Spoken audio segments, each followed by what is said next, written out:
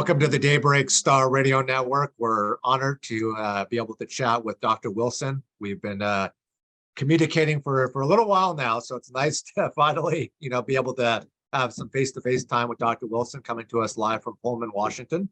And welcome to the Daybreak Star Radio Network. Our motto, we can't kick off the interview without saying that our motto is indigenizing the airways. That's what we're known for, and that's why people come to our radio network. Thanks for joining us this morning. Awesome. Thanks for having me. Thank you. Yeah, so please tell everyone who you are and your tribal affiliation and how you chose the bassoon. Okay, so hi, my name is Jacqueline Wilson. I currently serve as assistant professor of bassoon and music theory at Washington State University. I am Yakima, and I came to the bassoon in beginning band in middle school. It was one of many elective options, and I just thought, oh, that kind of sounds cool, and wanted to be special. And so I started on the oboe, actually, because there were no oboes and I wanted to be the only one. I was looking at a sea of flutes and clarinets and thinking, oh no, I'm too much of a diva for that. I need to be the only one. But on the double reeds, they're kind of a high maintenance instrument, especially the oboe. It's very difficult to be successful if you don't have resources like a private teacher and lessons and handmade reeds and high quality functioning instrument. And for me, and my economic reality, that was just not something that was part of my reality. And so I just treated band a lot like a club, but it was really special to me because, with band, unlike other classes, maybe you have an English teacher who resonates with you very much, or a history teacher who resonates with you very much. But when that semester's over, so is that time with that teacher. But in music, you stay with not only your same teacher semester to semester, year to year, but also with those same peers. And so it can be a really intimate, safe, consistent experience. And at that age, especially, that was something that I needed. And it began to feel like just something very safe, predictable, and something that I wanted in my life, especially in terms of that long-term mentorship that I had with my teacher. But then, like, the most horrible thing happened. Going into my junior year, I auditioned for the select band. And because I was on this instrument that you can't accident into sounding good on, a freshman oboist beat me in. And of course, that is like socially the worst. So my band director sat me down and he said, I know you're wanting to go to college for music. I know you don't have money for it. Double reeds is strategic, but you need to get serious. You need to start practicing. You need to start focusing. And so I'm going to switch you to the bassoon. And if you're willing to do that, I will let you in the big kid band. But I think you need to start focusing on this instrument, creating opportunities for you. And it was just the perfect fit. The bassoon is much better suited to me personally. I like the sound. It is a little bit more forgiving than the oboe, and the rest is history. I found my voice musically and artistically, and just kind of decided that that was the path I wanted to pursue.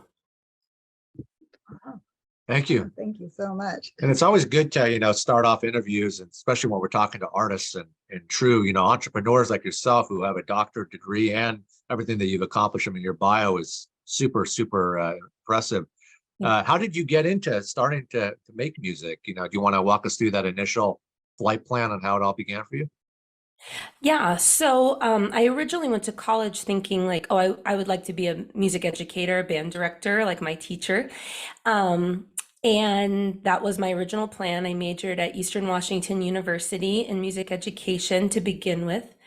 And I had some experiences, in college, you part of your curriculum is private lessons. So I had my first private bassoon lesson my freshman year of college, which for someone who wants to be serious on this instrument is quite late. You know, it's an instrument where the culture is associated with a lot of things that don't jive with me now, that back then I didn't quite know I was setting on the path for, like pedigree and training and the academy and things like that, that I just thought I was a band kid. And but I started on private lessons in college, and I just kind of took off, because when you haven't practiced regularly and then all of a sudden you do and you have instruction, you get better really quickly and people respond to you differently, and it becomes part of your sense of self. And so the bassoon began to be something I was hyper focused on, but I still wanted to engage professionally in that mentor-mentee relationship. And so I started to see higher education as a vehicle with which I could still have creative activity, be at the center of what I do, have projects, things I could sink my teeth into, but still have relationships with my students that were longstanding and focused on the bassoon. So to be in higher education, it means graduate degrees. It meant catching up. So for those college years, I was really focused on myself, practicing, catching up, and being competitive in this job market. And so I got my master's degree at Boston University, and then my doctorate at the University of Iowa. And then I was very fortunate to enter the field immediately. I got a job at the University of Wisconsin-Eau Claire, and that is a very native campus. And there was a cohort of a thriving American Indian Studies program. It's very close to the Lakudere Ojibwa community. And this cohort of AIS faculty who saw a young adjunct faculty member and brought her into the fold and mentored me on how my career could be about more than myself. And, you know, as a classical musician, a lot of times the point is, well, I'm going to play this piece because I want to. And so people should show up to listen to me and pay attention to me because I'm just so fabulous and I just sound so great. And it was the first time that I really kind of stepped back and went, is that what I want my career to really be centered on? Is that enough? And I had modeling from colleagues who, yes, they had degrees in English, but their degrees were in expertise in the works of Louise Erdrich. Or yes, they were getting law degrees, but they were focusing in tribal law. And how can we serve our communities? How can we give back? How can we engage? And how can we have careers where we use our expertise in a meaningful way? And so I began to have conversations with these colleagues, like, how can I do that with the bassoon? You learn very quickly that classical music is very Western, European, colonial. And it's like, wow, I have this backpack full of things that I didn't realize I was putting into this backpack. And so I started to say, you know, does this native identity have anything to do with classical music? And unfortunately, the first thing that I found was yes, there is a quite horrifying history of classical music in terms of Native communities, in that it was used strategically as a tool of assimilation in the boarding schools. And just as, you know, these young people had to learn football in order to be fabulous all Americans, they had to learn Mozart and Brahms and Beethoven and classical music, and marching band especially was used in the schools as a way to conform, and because it conforms not only the bodies, but also in classical music, there's right and wrong. It's a very right and wrong binary. It's in tune or it's not. It's in time or it's not. It's the right notes or it's not. And that was a very useful tool during the assimilation era. And so I was kind of like, whoa, I didn't know I put that in my backpack, and was kind of having this like crisis.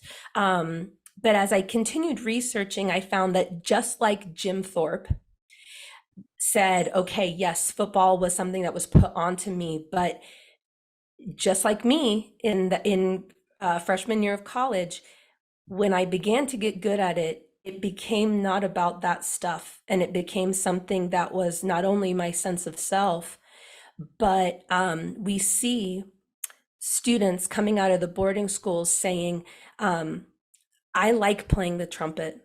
And that doesn't have to be a colonial Western thing. And so we see the formation of like reservation bands. Even today, we have the Navajo Nation Band, the Fort Mojave Band, and these are legacies of the resilience of returned students who said, no, this instrument can still be a thing that's fun for me, but I can use it as a thing to assert my Navajo identity, assert my Hopi identity, and you don't get to use this music to erase who I am.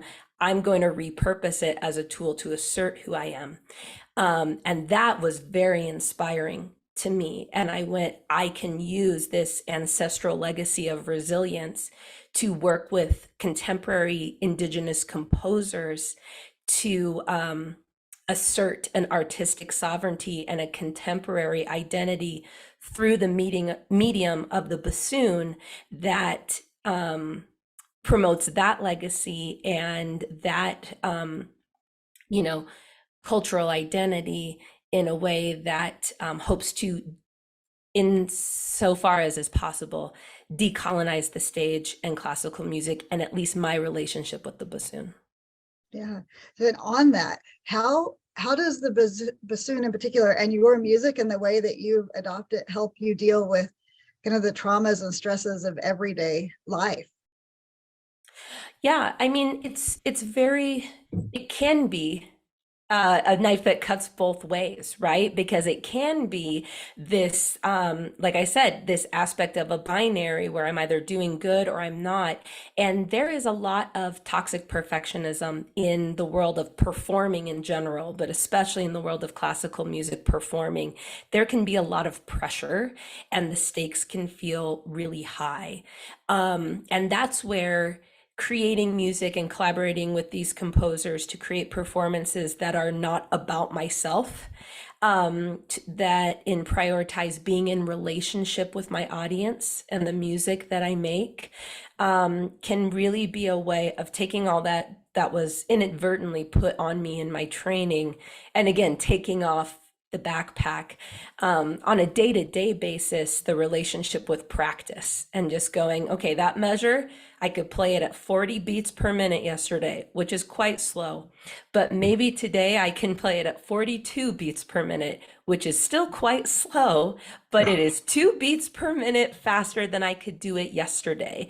And so through methodical practice, you can build a life of progress where you see yourself overcome small and large challenges, and that can be very fulfilling.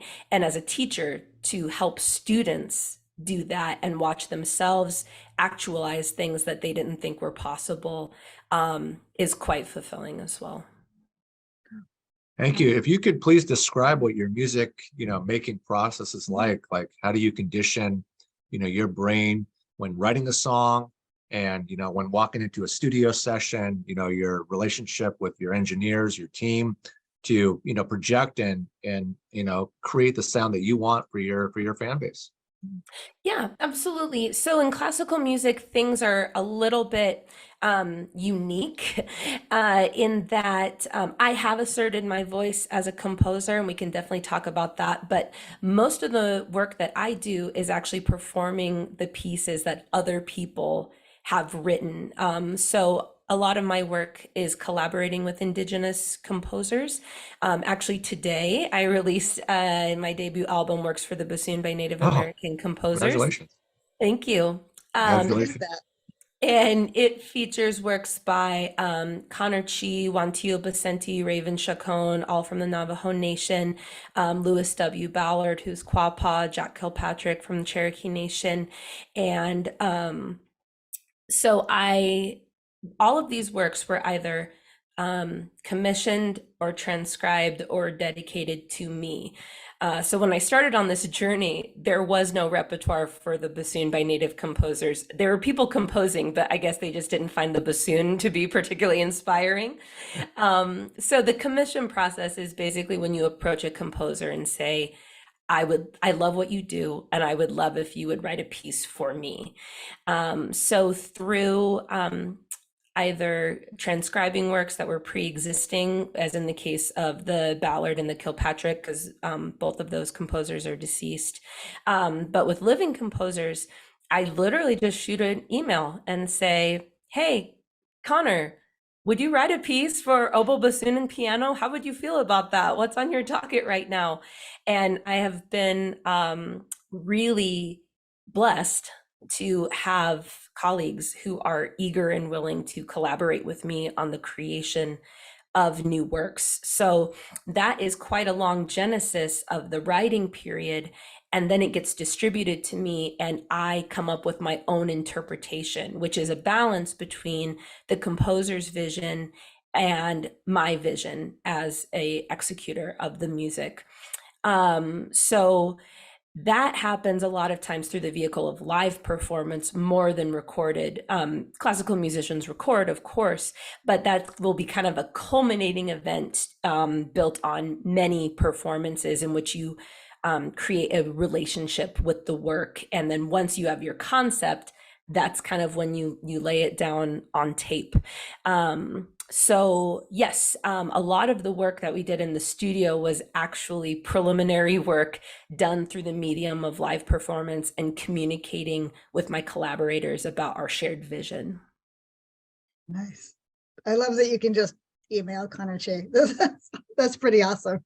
Yeah, I think it's awesome too. He's probably going to get sick of me bugging him for pieces at some point, but so far so good. That's great. So how does being Yakima influence your music? The Yakima have a huge history of music and ceremony. Do you think that it influences your bassoon playing, or how do you feel about that? Not so much. Like, I mean, as you all know, the like ceremonial and that type of stuff, it would be super not kosher to bring that into public forum or to decontextualize that. So that's what's really cool about working with these composers is we have a shared understanding of cultural propriety.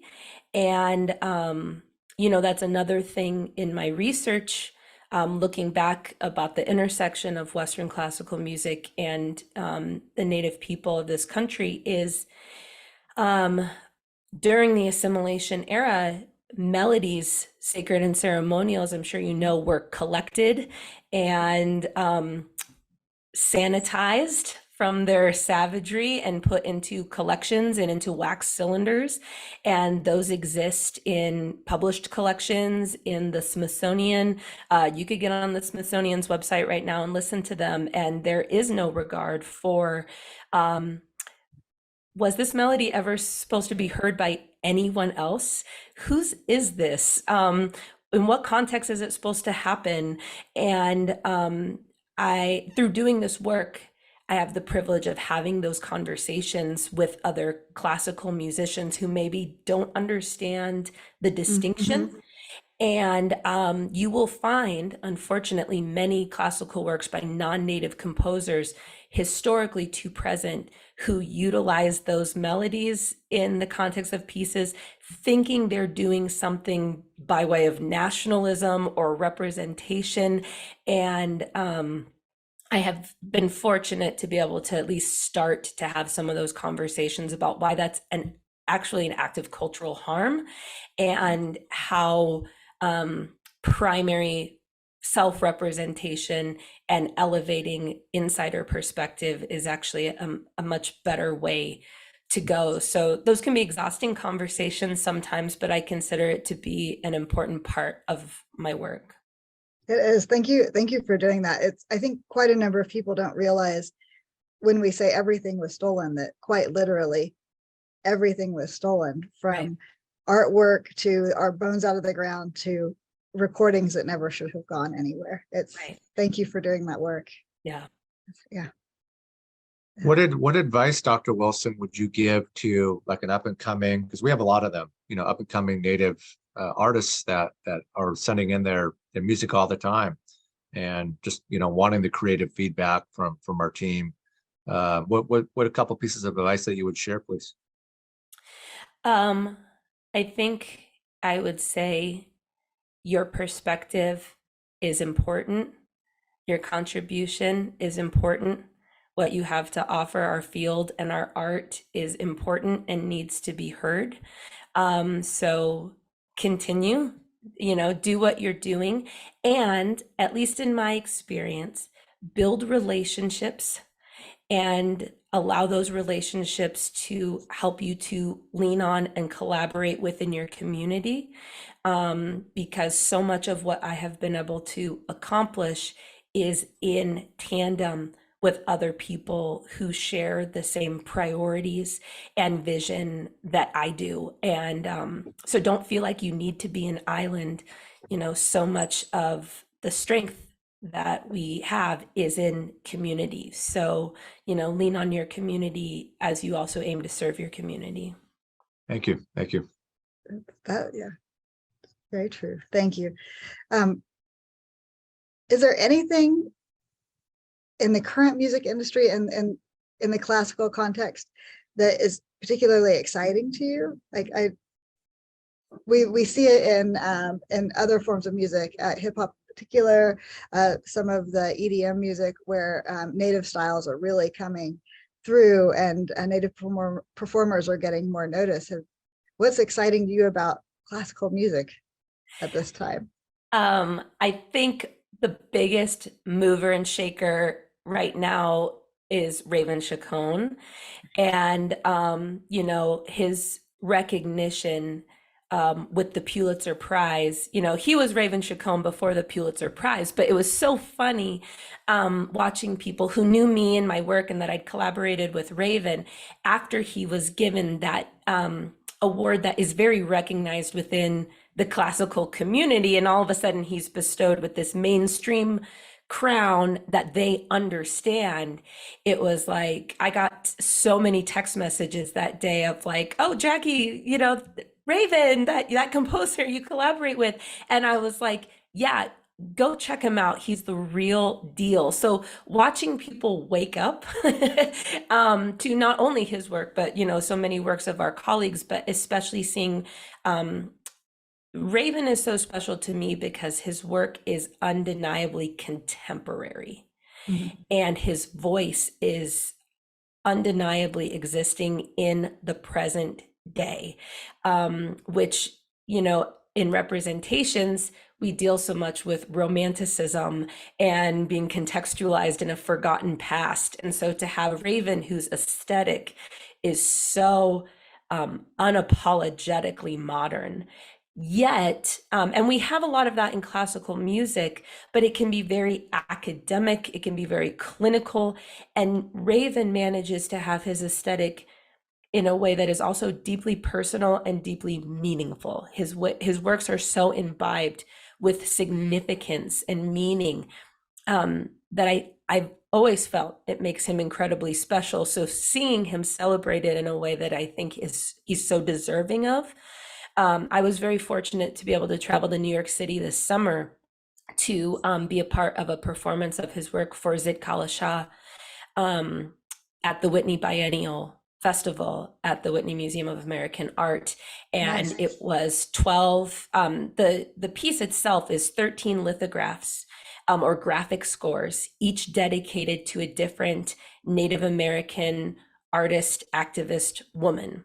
And so the performance was each dedicatee performing her work. And it was so special to be a part of this collaborative event. But then also during the breaks to be able to go upstairs and see his works exhibited as part of the festival and walk through and watch people absorbing and experiencing his works for the first time. It was so cool. So yeah, I guess I'm just shouting out Raven, but he's been doing awesome stuff his entire career, but classical music is really paying attention right now. And I think that's awesome and so deserved. So deserved. Yeah. It yes, big fan.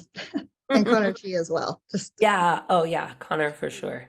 it's some of his music really just pulls at your heartstrings, I think. Just Yes. Yeah. Connor is kind of the opposite end of the spectrum where, his music is so cinematic. And I think it speaks on such a wide level of accessibility that it's so easy to love Connor that he just bursts open the door with his aesthetic and his compositional style in a way that it's so helpful when you're trying to resonate and connect with audiences. His compositional voice is just so effective in that regard. thank you. Who would you say? I mean, I know this is a tough question, but if you could decide or unveil one music inspiration throughout your career up to this point, who would you say that's been?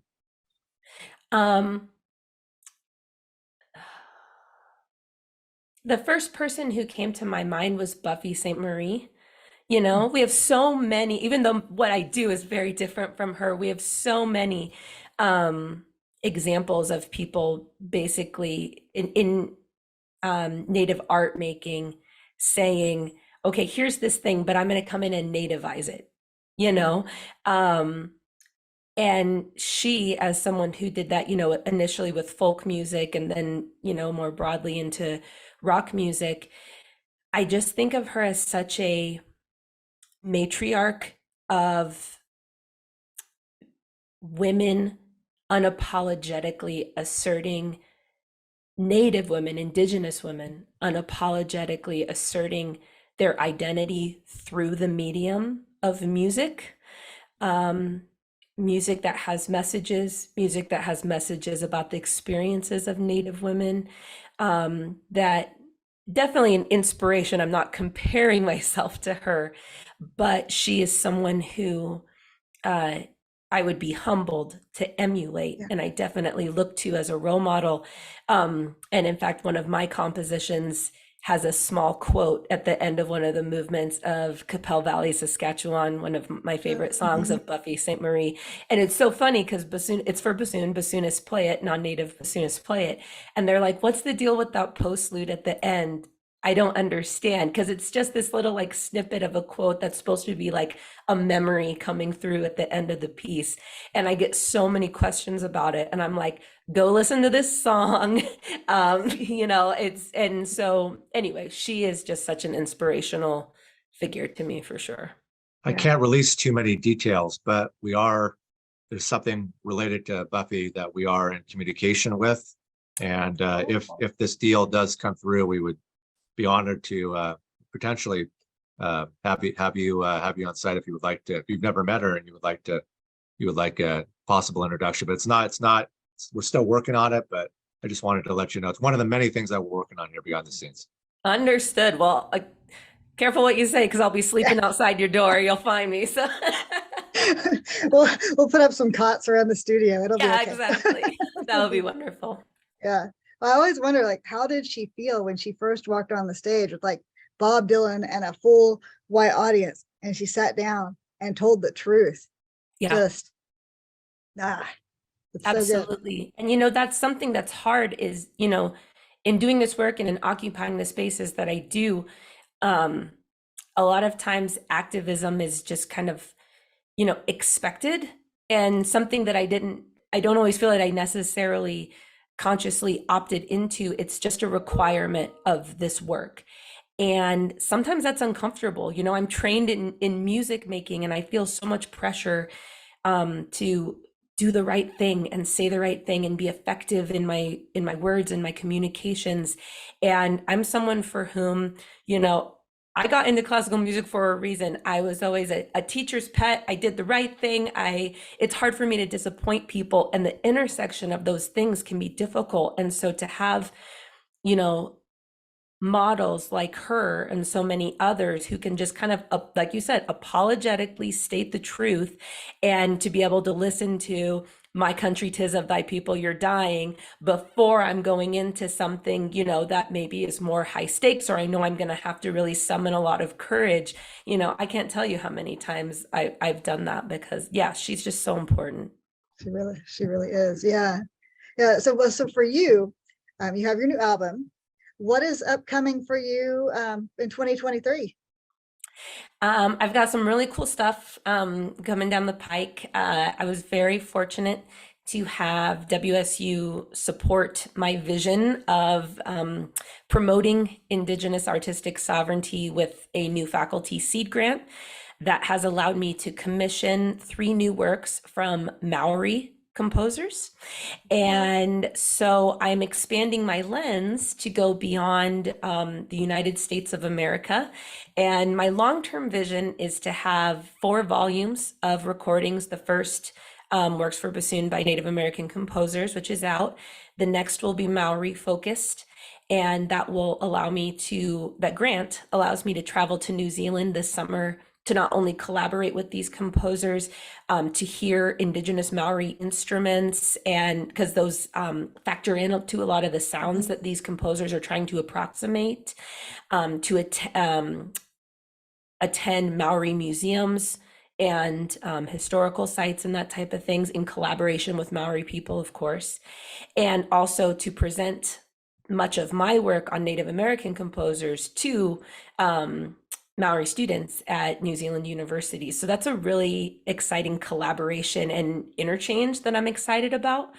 And my hope is that the 3rd volume will be First Nations and the 4th volume will be Aboriginal, and that I'll be able to end my career with this, having contributed this repertoire of, okay, now there's no excuse to not play it, you know. We've all heard Mozart. Go play Connor Chi, because the works are available, because I've commissioned them and I've recorded them, and just continue to promote these important voices through my instrument. That's going to be an absolutely amazing trip. You're going to learn so much, but you're also going to be able to help connect the cultures. Yeah. That's so wonderful. Yeah, it's so interesting because I've been on Zoom with several of these composers, and we're just chatting, and it's a Venn diagram with a lot of overlap. It's not the same experience, but unfortunately, you know, colonized Indigenous people have many shared experiences, even when the locations are very disparate. And so there's a lot that we came to with a shared understanding and experience of, and then there's a lot of nuance and distinction and difference as well. So it's very cool, but it was interesting how instantaneous the rapport was. I bet. Yeah. Well, thank you so much for being here with us today. We really appreciate hearing about you and hearing about the bassoon. And I hope this encourages other Native youth, if they weren't sure if a classical instrument was for them, that yeah, they can do it too. And they'll have some music they can play that you've commissioned out there as well, which is perfect. Thank you so much for having me. I appreciate it.